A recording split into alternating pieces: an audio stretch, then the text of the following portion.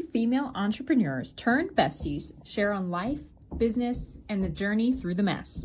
Join their community with every new episode for connection, education, a few laughs, and the hype energy like a bathroom full of drunk girls at a bar. It's okay. We're your friends now. Hey everyone, welcome to We're Your Friends Now. This is Katie Campbell, your host for this week. I've got Biz. Whoop whoop. And Ashleigh. Hello. And this week we are talking about something that I love, and it's love languages. So we kind of figured we wanted like a fun, happy topic that, it's interesting too, that we could kind of talk about. And this is something that completely changed my thinking a few years ago when I first came across it. So I do want to start out by saying that the love languages, if you haven't heard of them, are based on this book called The Five Love Languages. It's written by Dr. Gary Chapman.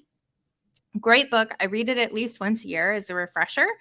Highly recommend. I will tell people he writes it from a religious standpoint. You can still grasp the concepts even if you aren't religious. And just so you know, it is written from a religious standpoint. And it was such an interesting, transformative book to me because it really talks about how people, right? We all speak different languages across the universe, and it's the exact same with love. So the way that you receive love is totally different than other people.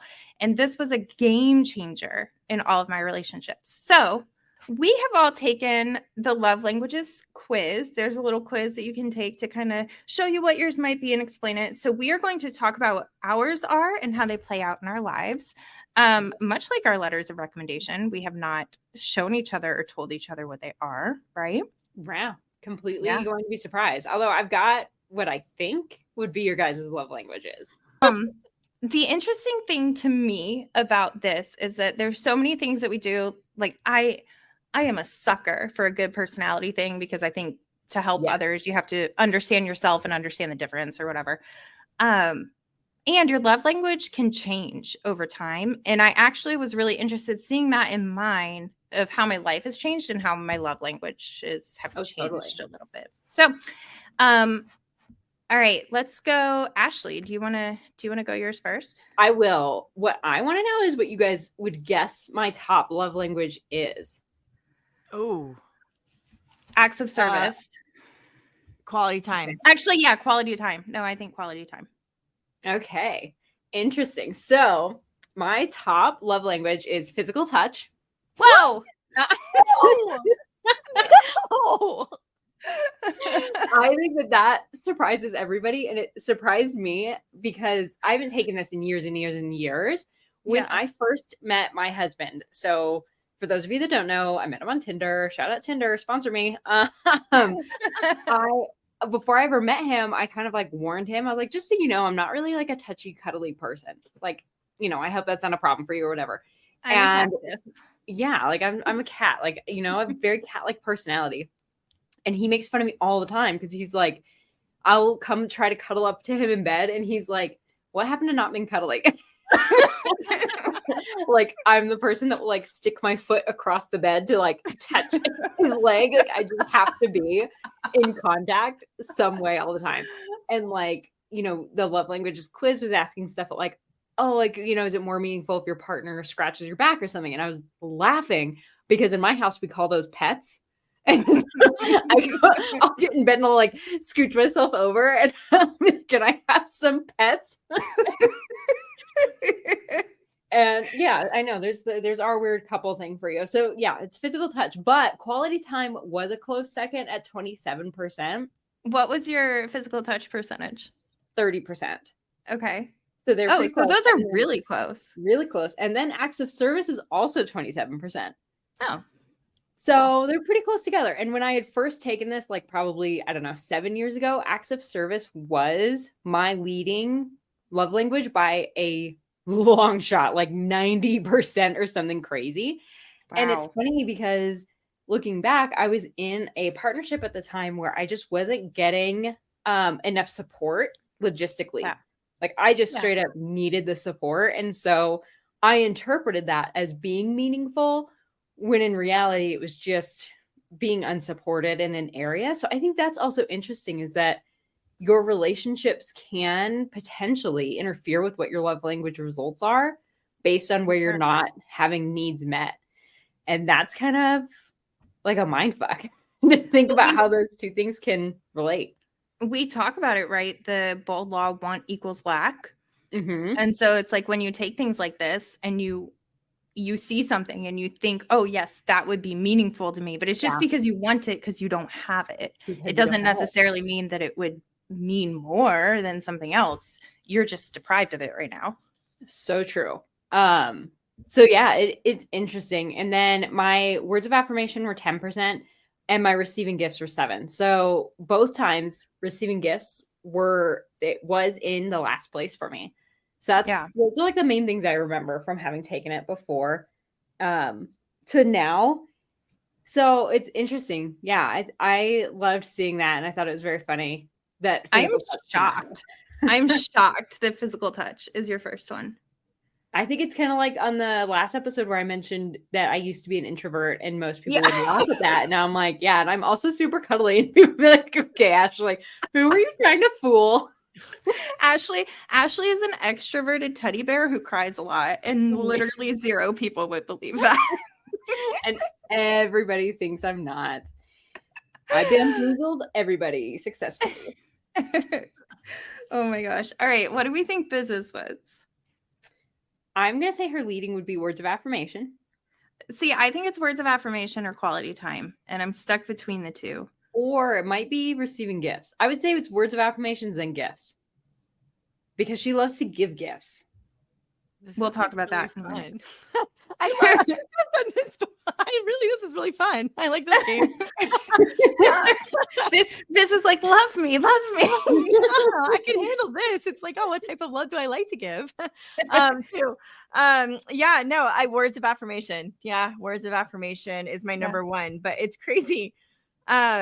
Because mine are words of affirmations 33%, acts of service is 23%, physical touch and quality time are tied for 20%. And receiving gifts is only 3%. Wow. Which is so crazy that you like comment, Ashleigh, on like how I love to give gifts, because it's like my number one like way to give gifts when I'm being intentional. Like it is like, yeah. I also maybe I can't just like stop myself whenever I see something that like reminds me of somebody. Like I have to buy it. Well, he talks about it in the book, though, that the way that you receive and the way that you give can be totally different. So some people's are exactly the same, but Biz, I mean, you are also very generous with words of affirmation and you're intentional about it. And gifts may be the number one way that you give them. You give love, but you might receive it more through words. But it doesn't have to be the same for the way that you give and receive. I was going to say, what I think is kind of interesting about those two in relation to each other is that I think they're really the only two that make a lot of sense, in that words can be a gift in my mind. Yeah, that's true. Like you're giving a compliment, and like that to me is so important. And a lot of people probably have those as a related love language in some way. That's a really interesting point. I really love cards. Oh my gosh. And so like that right there, like I think that's might be I'm gonna dig into that, Ashleigh, a little bit more. And what's fascinating to me, as soon as I took this again, because Katie, I haven't taken this probably in a decade, like real talk. And so as soon as I did, I was like, oh man, babe, you got to do this. Right? And I like, he hasn't done it yet, but he's going to. And I sent it to him because gifts were my primary love language whenever we first started dating way back when. And like our wedding anniversary, we'll be married 11 years next month. And so it's kind of wild to think about like how much you change. But I like distinctly remember like when we first moved to Houston, me being like, "You're not getting me enough shit." I was so upset. I was like, "It doesn't matter. It could just be a Snickers." That's it's so so funny. funny because like, and I mean, shout out to my husband because like he took me seriously, obviously, we've been married, whatnot, but it's just wild because I remember that and like how selfish almost and like demanding I was in that time of our lives to now, and it's weird. It's weird. It's changed. I wonder, it's because I always think that like something has to shape us into how we are, right? And so there was something in you that the expectation was that people would show their love through gifts. And if they didn't, you felt unloved.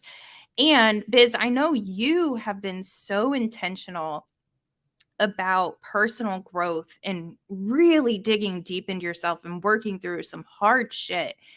And so I wonder if words kind of mean more to you now because it's that validation and affirmation that somebody sees you and sees the work that you've done and appreciates all of this work that you've put in. And like, I think that you are finally at the point where you're accepting that you're a really badass person. And so for somebody else to comment on it is like another validation of that. Thanks, Katie. Yeah, I appreciate you reading me. That's I think I might need to keep you around.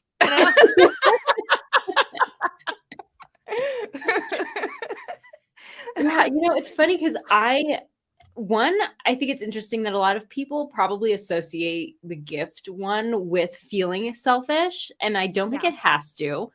Obviously you can be somebody that's selfish in probably any of these regards, but I don't think it's selfish to have that as a love language. And when I was growing up, birthdays were kind of a big deal in my household in that like my dad always tried to really go out of his way to give presents, and he still to this day, he hates if you don't ask for like physical presents. He's like, what can I get you? And you're like, honestly, don't like have anything on my list right now. And he's like, okay, you need something to unwrap. Like it drives him nuts.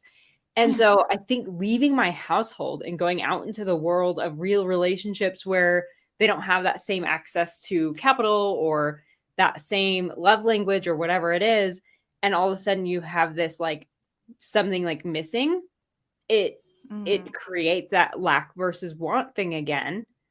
And so for a while, that is what your love language stays in until you kind of develop more as a person, like you said, Katie. Did you feel that a little bit when you left home? Like if you didn't receive, like if you were dating somebody and you didn't get gifts from them, did you feel a little bit like, why don't they love me? Or why aren't they showing it? Yes, I used to cry on my birthday every single year. The lack my dad would like Valentine's Day to Christmas, like everything. We would come downstairs in the morning and we had like dedicated chairs at the dining room table. So like we would have flowers at our dedicated spot or a box of chocolates for Valentine's Day, balloons like tied to it. And it wasn't over the top expensive or extravagant or anything, crazy, but it was that like extra thought and time. And not having that hurt a ton. And so, totally. When I first moved out, it was a big leap to get used to not having that. Yeah, because I think we're all a product of our environment and conditioning, not in a negative way. It's just however you're brought up, right? Like you tend to believe that what your parents are doing is love. And so when you step away from that and somebody else loves you differently, it's lost in translation sometimes. It's really interesting to like hear you say that because like we only took the quiz in the romantic one, right? Yeah. Today. And, like we also like, shout out, there's a whole bunch of them. And so, we're of course talking about this in that phrasing. And it's interesting because Jonathan has really taught me the gift in like being present with someone in that. And like what you guys are talking about, I'm like, yeah, like, I've been through some pretty like romantic relationships, like extravagant, things in my life. And like looking back, here with it and just like where I was at that time and now, it's just, I think you guys are really right. And like that and like sitting with it. And it's not so much a place of lack as much of a place of abundance in it and where I feel loved. I love that. Yeah. And like, because when I was taking the quiz, I just kept thinking, because the way the questions are posed, it's like either or, right? Yeah. And it's not like multiple choices, like four. It's or one, rank like, them A or B, with it. And so I was just really trying to kind of rapidly go through it and like what would make you happiest in this moment. And that's what it is. Like and I kept thinking to myself, like, I work from home primarily, and like, to stop in, like, what is it that does it, or like this? And it's just really interesting like that. I'm glad you had this idea, Katie. I'm really glad. And thank you guys for the conversation here for my benefit. That's fun. It is. I know. I love it. We should talk more often. Good thing we have this podcast. So, Katie, I would totally guess that yours is going to be quality time and then acts of service. Oh, words of affirmation all day.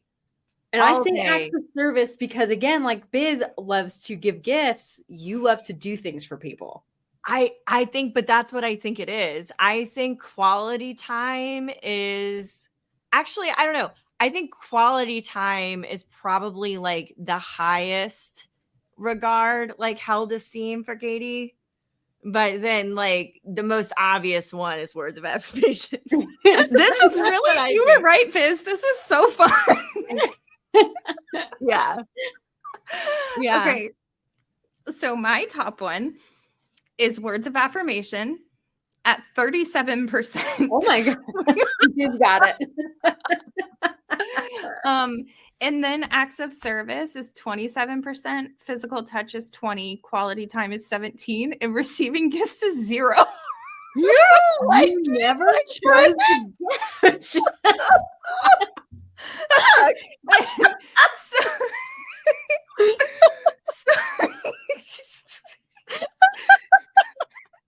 Okay. So, all right. So note to Biz, only mail cards from now on. Let me break this down, because so every time I've taken this, words of affirmation has been at the top.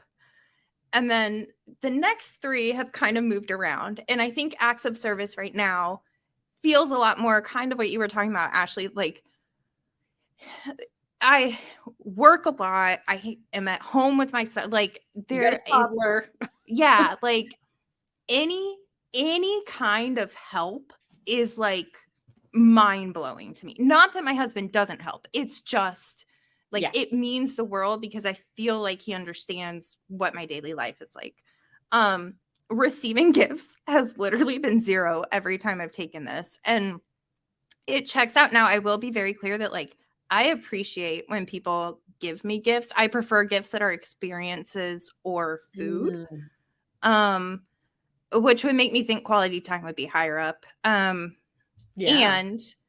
things like Christmas, my birthday, holidays that center around receiving gifts, I don't like. And the reason is because I get so uncomfortable when somebody gives me a gift that I somehow won't convey how much I appreciate them thinking of me, to the point that it makes me feel uncomfortable that they give it. Like, it is so difficult for me. And I do really appreciate it. And I think the only reason quality time is low is probably because, again, this is taken from like your romantic partnerships. And it's not that I don't love spending time with Brett. It's that that's something that we have a huge abundance of. Right. You know what I mean? Like, yeah, when you work in self-employment and from home and stuff, you get a lot of time together. Yeah. Like, not all of it is quality time. Like, we're both working a lot or chasing around our son, but we have a lot of time together. There's no lack of that. But Biz, I had to laugh when you said that you love cards, because I also love cards. And that's like, when we got married, I was so excited to open all the cards and read all the messages. And like, I was bawling my eyes out. But so a couple of years ago, one of our friends who's a referral partner sends out gifts to like some of his top referral partners. And he sent me a gift. And when I opened it, I saw that there was like a folded up piece of paper with handwriting on it. And I started to cry when I saw it. And I sent him a photo and I said, oh my gosh, I don't even care what's in the box. I'm so excited that you sent me a note. This means the world to me. I can't wait to read it. And I open it up and it just says, sorry, this looks like it was packed by a terrorist. And So I was like, well, this is very disappointing. Like, not only is it a gift, but you didn't even put like a real card in here. But yeah, I don't know. It was interesting to me to see acts of service so high. Like 27% is pretty high. Yeah, that You know. is. I think what's funny about it too is that just because you have like a leading or a standout love language doesn't mean you won't receive love from another one. Right. So that's interesting too, because my words of affirmation was super low. And I think a card kind of counts as words of affirmation. For sure. And my husband, on the day of our wedding, I woke up and he had left a handwritten card on the bathroom counter where I was going to get ready. And of course, bawled my eyes out. He filled out like the whole thing, like it's very long. But my words of affirmation is only 10%. And that is one of my most treasured memories. Yeah. I don't think it means that it doesn't mean anything to you. So here's how I see it. Is that like, so in the book, especially, he talks about love tanks, right? And so like they can be full or empty and the way to refill them. So to me, whatever your top answer is, that one, it's going to be most detrimental if that one's empty, and it probably takes the most to fill it up. And that makes sense. The opposite is true too. Like words of affirmation mean so much. I'm totally the person that I'll get a nice text or something and screenshot it and read it 100 times, and it'll make me cry every single time. And words hurt me so much deeper than like somebody not wanting to hang out with me or somebody forgetting to do something I asked them. Like words will hurt me a lot more. That's so interesting. I want to take so there's a friendship one too. Is that what you guys were saying? Because I've only known that there's a romantic one. So after like a few years ago, he started coming out with different tactics, and I was happy to see it. There's like a workplace one for parents and kids. I think there's a friend one for apology. That's the one that I want to do. And I honestly was like, we should do that one. I did it before we got on here. Did you? I didn't have enough time, but like I want to do that one hardcore. Because I think, you know, talking about even with friendship, like circling back around to that, like where you show up whenever you didn't show up as your best self for someone, and how to like handle that as an adult, you know. And I am like super excited to see that test. I can't wait to take it. I screw up all the time. It was interesting to me to see the different ones covered there. I was also really excited when he started focusing on some of the other things, because the first time I read this book, like I said, my mind was blown, and I instantly was like, this will fix every relationship that I've ever had in my life. And then also like mix it with the disc profile thing, and I was like, I'm unstoppable. Like I can love everybody how they need to be loved. But the first thing that it did was really, at the time I worked retail and I managed several employees. And it was so cool. It was a fun little project for me to figure out what their love languages were so that I could make them feel appreciated in the way that meant the most to them. And some of them are tricky, like physical touch is hard because you're in the workforce and, you know, some places you aren't allowed to hug or whatever. And it was a really cool way for me to get to know them better and make sure that they truly felt appreciated and loved and cared for, and like it was a place where they could thrive, and not just like a thank you might not do it for everybody. Yeah. That's super interesting, because, you know, it's funny that you mentioned the DISC assessment. So anybody that hasn't done the Tony Robbins personality assessment, where he breaks it down to 4 personality types, we've all done those. And I think they're so interesting, but I also think that it's the easiest to predict. So the people that are S and C personalities can get mixed sometimes. But for the most part, you know, within a few minutes of talking to somebody what they are. Whereas love languages, it's like, even we, like having known each other for so many years, are often wrong. Yeah. Well, you almost have to, it's almost trial and error, where you have to attempt all 5 and see which one gets the best response. Standing there giving them a hug, stand back, like, now they look confused by it. Here's a card. Now they look confused by that. Here's a gift. Oh, yeah, that one looks pretty happy.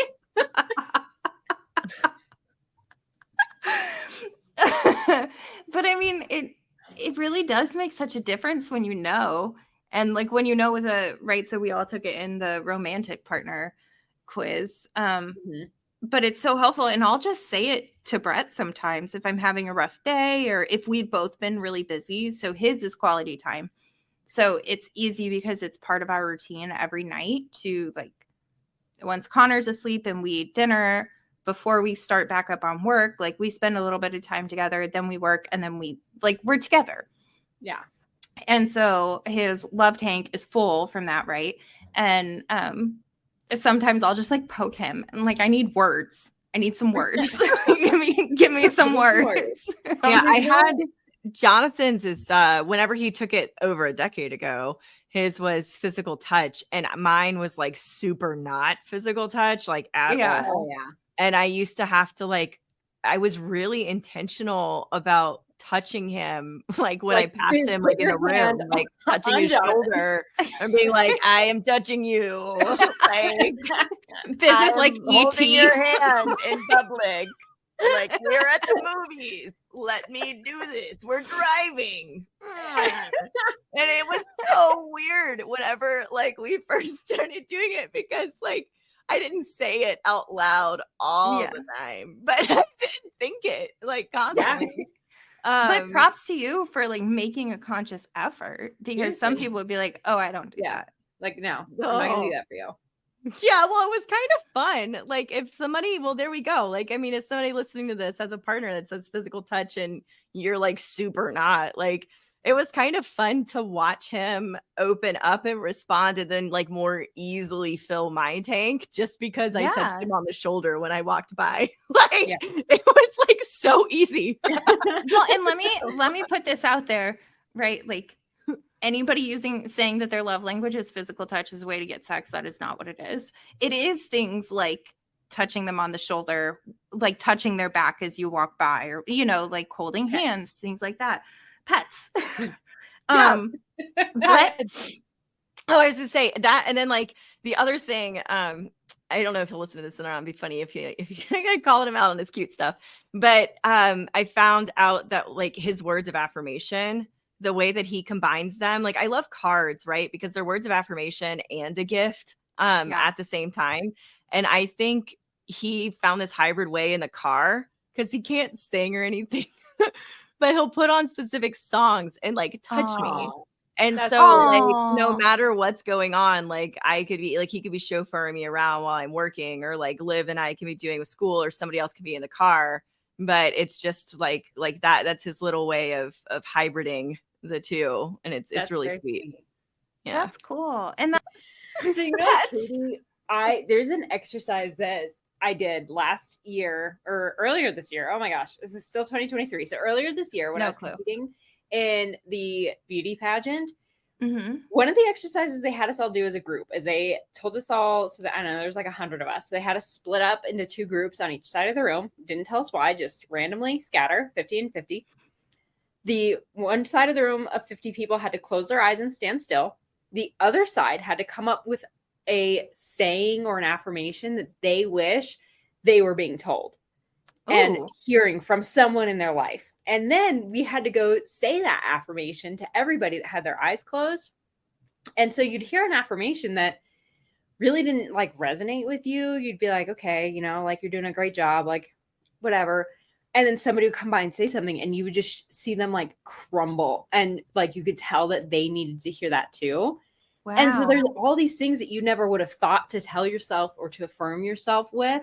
Yeah. Until you heard it from this other person. And so then once that had all concluded and we're all sobbing, an entire mess of people, the pageant director was like, okay, so now you guys need to remember what you heard that resonated with you, and you need to go home and tell the people in your life to tell you that. Ooh, wow. That's a good one.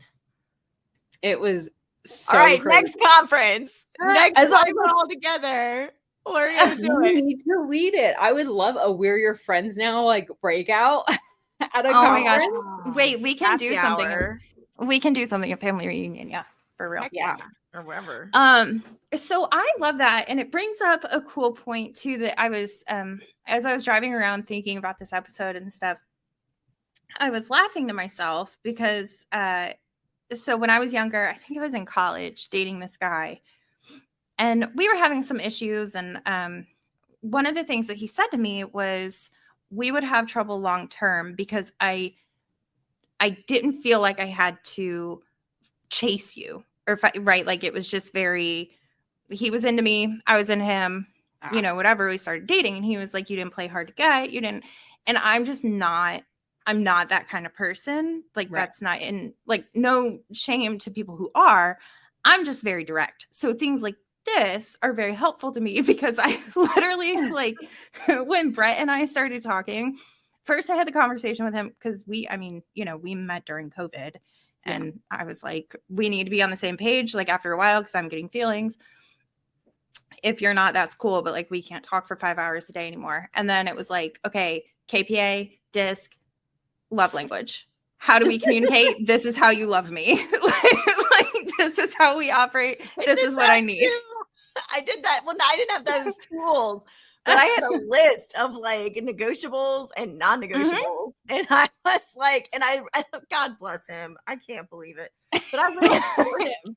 I literally scored him. And I was like, if you are not over this number, okay, hold on, backtrack. All right, if we're having this story, I was like a chronic dater for a long time. And I realized in my early 20s, after I graduated college, before I got into a relationship with my husband, that I needed to spend an entire year single.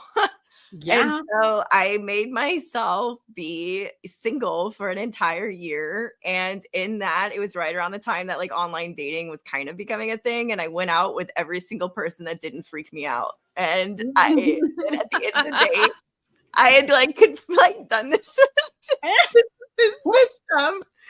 And yeah, see, this is what y'all, God, it's so funny. I hadn't even recalled that until you started talking about this. I am like such a different person now, and I cannot believe I put him through that. But it's so funny. But like what you're talking about. Like I like, but maybe I would. God, it's been so long. I don't know. But that's nuts. The ranking system there, or how you, but like really though, I mean, I think it's just using the tools that you have available to you at the time. And like, I did think it was really funny when I was thinking about this, and I was like, here I am with a quiz. It's like, this is how to love me. Say nice things.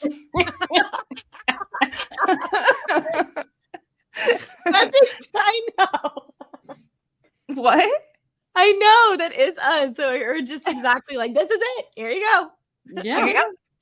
Just say nice things to me. Push this button. But like, we were that simple though, right? Like, yeah. I mean, but at the same time though, that's the whole point, is that we are, right? Is that like that you can focus in on these things, and I think there's so much freedom in it, right? Like there's so much freedom in learning this in general, and how to see other people to me. Totally.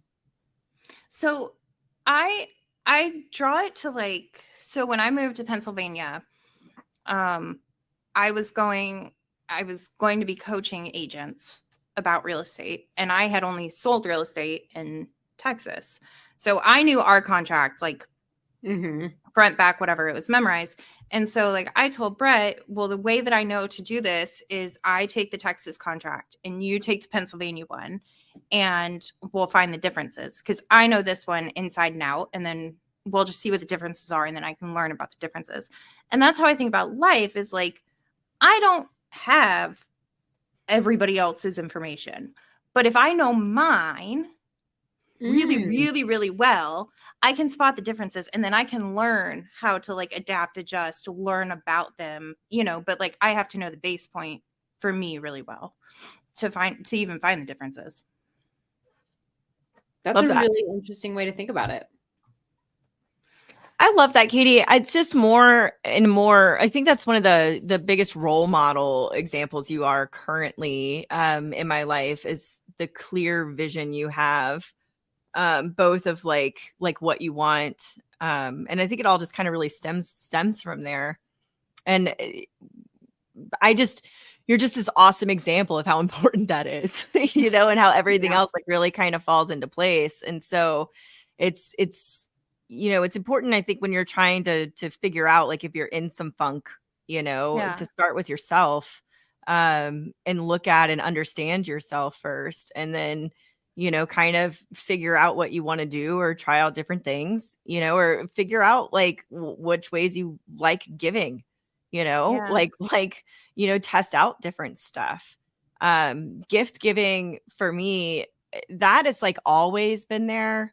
I have become more intentional in my physical touch and in my words of affirmation and whatnot.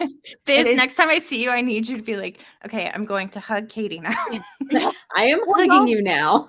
I do that. If y'all know, like, when I go up to people, like, if you're someone that I know is a physical toucher, I give you a Becca Lutz hug, which is 20 seconds. So that way the oxytocin can actually exchange, because you have to wait that long.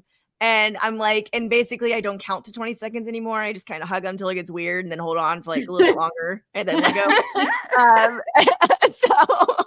But what I've realized, though, with that is, like, my definition of weird is different than their definition of weird. If, like, physical touch is there, at least that's what I tell myself anyway. Maybe but point is it's really cool. And I think I was really surprised to see how balanced mine were for the most part with it. And I don't know, what do you think that means, Katie, as the episode expert on this and the one who reads it all the time? Why do you think that is? Expert is a far cry. I would say it's probably, like, they almost mean you, like, you just like love, like, you just like receiving it, right? And you're very receptive to a bunch of different ways. I don't think there's anything weird. I think that you're able to translate a lot of different things into love. I could see and that. I would guess that, and I'm having this thought as you just said, because you said gift giving and how you've always loved it. And then I'm sitting here saying, like, like, receiving gifts for me is a 0. And I think, like, and I know you and I have talked about this, is mine probably also stems from my, like, I don't ever want to be a burden. And for some reason, like, people spending money or giving me a physical thing seems more like a burden than, like, saying something or giving me a hug or whatever. So I wonder if there's some component of that too. But I think that, like we said, you have worked so hard on a lot of things within you, and it maybe you aren't lacking in many places. And so you're just able to receive people's good intentions for what they are. Wow. Well, that's not what I was expecting you to pull. Well, thanks. Yeah. Yeah, it's really interesting. I'm so glad, again, that you prompted this conversation all the way around with it. Because that's, again, like, the way that we took it was how we receive it. So I think my thing is, it's just intention. I think if I know somebody is being intentional with whatever expression they're doing, that is what gets me. It's interesting that you bring that up, because that to me is why I don't particularly receive or give love in the form of gifts, because I really, really enjoy it when you stumble across that thing that makes you think of the person and you're like, I have to get this for them. Phenomenal. Love that feeling. Wish I could put it in a bottle and keep it forever. It is so much fun. And like Katie's mentioning, I don't want people to feel burdened to give me a gift for the sake of it. Like, I had no wedding registry. We accepted no gifts. We said absolutely not. Partly because we're 2 adults moving in. We had like 3 toasters and like 4 coffee makers. Were any of the toasters $1,200? None of the toasters were $1,200. It's like one of those $12 Walmart toasters that refuses to die, so we can upgrade. Well, you should have done a registry. I don't know what to tell you. Should have done a registry, and that's the only item on the registry. And so I don't but if somebody does really think of, something I've mentioned in passing, and then there's an intention behind it, then I absolutely receive it really well. So it's interesting about the intention. I had trouble the first time I took this because I was like, all of it sounds good. Yeah, just love me. Just love me. And I really think that my giving is kind of all of them, because I just like, I'll just do like whatever if there's a way that I can possibly think that I can make you feel loved, I'm gonna do it. You know, and Yeah. like I just it brings me so much joy. And like the first time I took this, I really, really struggled, because I was like, literally everything. Yes, do it all. Like, just love in general is just great. love me. Thanks. Well, you know, and if you're struggling with that, one of the best ways that I had somebody phrase that was just to flip the question into like a negative, right? So like, what's something like when you're looking at it that ticks you off more? Or like the opposite of it, like which opposite. So like for me, like the one that stumped me was, what was it? It was I don't have it in front of me. Do y'all pull it up? It was something about looking on your phone or something else. Yeah, it said either it's more meaningful to me when my partner doesn't check their phone while we're talking, or my partner goes out of their way to do something that relieves pressure on me.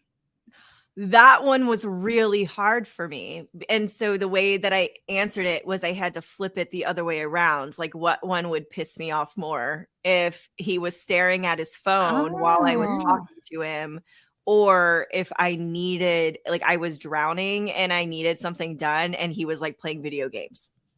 Oh, that's a great idea. And but that's literally the way I had to turn it around in order to answer it. Yeah. Which one did you choose? I don't remember. They both seem a little rage-inducing. I think they're ignoring me when I am like looking at your phone. If I am like trying to talk to you, that would piss me off more, because like what we're talking about, like I'd be like, okay, fine, I got it. Like I would just say, okay, I got it. But like I could do this. It can take me a little longer. But like if you're ignoring me, yeah, I think that's it. I think that was probably the one. Oh my gosh, that's so funny. Well, I love this. This has been really fun. I think that it's such a great exercise to do and can show up in so many places: work, friendships, romantic relationships. It was also really helpful to me when I was changing careers and looking for leadership styles, so that I knew how to like communicate with people and show them appreciation too. So I would love for people to take it and let us know what theirs is, or any interesting revelations they had when they took it, or any surprises, and see how it helps any of your relationships. So this has been so much fun. We are so glad that we are your friends now. And don't forget to rate us, review us on all of your favorite podcast episodes. Leave some words of affirmation for me. You'll be my favorite. And we will see you back here next week. Bye.